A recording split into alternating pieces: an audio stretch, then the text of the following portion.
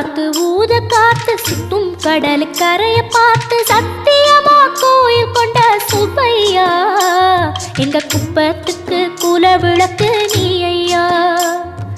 வாட காத்து வீச பார்த்து அலையை எதிர்த்து வலைய போட்டு மீன் பிடிக்கும் தொழில் நடக்குது முத்தையா. கரை மீண்டு வர காவல் உந்தன் வேலையா. திருச்செந்தூர் ஆண்டவனே வேல் முருகா தினம் உனக்கு நன்றி சொல்வோம் மால் மருகா. திருவடியில் தவம் இருப்போம் திருமுருகா. தீப்பெழுது நலமெனவே வடிவழகா.